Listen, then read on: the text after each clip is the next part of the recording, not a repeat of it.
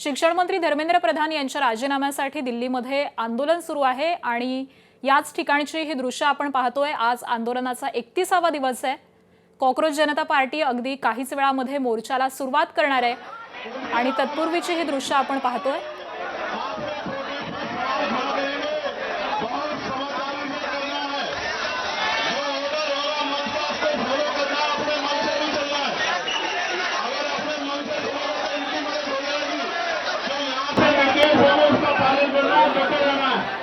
याद रखो, हमारे बीच में हमारी बहनें हैं, महिलाएं हैं, उनके प्रोटेक्शन का ख्याल खूब रखना है। या आंदोलनाला अनेक विरोधी पक्षातील महत्त्वाच्या नेत्यांनी पाठिंबा दर्शवलेला आहे आणि जंतर मंतरवरती अभिनेता प्रकाश राज त्याचबरोबर चंद्रशेखर आझाद आंदोलनाच्या ठिकाणी आता दाखल झालेले आहेत। त्यांच्याकडून देखील या आधी आंदोलकांची भेट घेण्यात आलेली होती। सोनम वांगचुक यांची देखील अगदीच काही दिवसांपूर्वी त्यांनी भेट घेतलेली होती आणि या संपूर्ण आंदोलनाला पाठिंबा दर्शवलेला होता आणि त्यानंतर प्रकाश राज आणि चंद्रशेखर आझाद हे आंदोलन स्थळी पोहोचलेले आहेत। साधारणपणे 9 वाजता हा मोर्चा निघणार असं सांगण्यात येत होतं। आता काहीच वेळामध्ये हा मोर्चा आता संसदेकडे रवाना होईल आणि तत्पूर्वीची ही दृश्य आपण पाहतोय। प्रकाश राज आणि चंद्रशेखर आझाद हे आंदोलन स्थळी पोहोचलेले आहेत। या संपूर्ण आंदोलनामध्ये त्यांनी देखील सहभाग घेतलेला आहे। या संपूर्ण आंदोलनाला जंतर मंतर पासून केरळ भवनापर्यंतच परवानगी देण्यात आलेली आहे आणि जंतर मंतर ते केरळ भवन हे जवळपास 1 किलोमीटरचं अंतर आहे।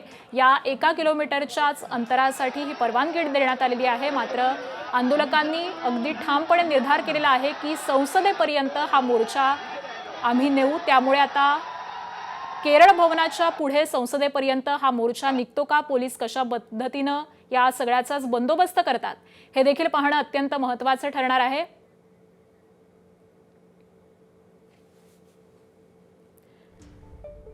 जंतर मंतर परिसरामध्ये पोलिसांचा तगडा असा बंदोबस्त तैनात करण्यात आलेला आहे।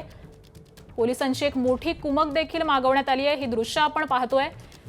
खरं तर या मोर्चामध्ये अनेक विरोधी पक्षांनी देखील पाठिंबा दर्शवलेला होता। मोर्चामध्ये शरद पवारांची राष्ट्रवादी, ठाकरेंची शिवसेना देखील सहभागी होणार आहे असं सांगण्यात येत आहे।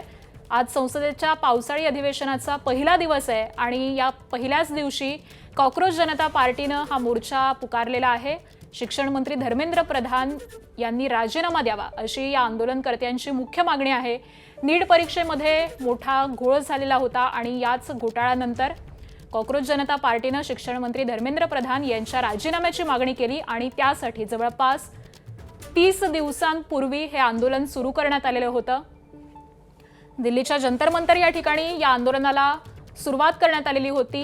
कॉकरोच जनता पार्टीचे संस्थापक अभिजित दीपके यांनी हे संपूर्ण आंदोलन सुरू केलेलं होतं आणि त्यानंतर सोनम वांगचुक देखील या आंदोलनामध्ये सहभागी झालेले होते। जवळपास 20 दिवस त्यांनी आमरण उपोषण केलेलं होतं।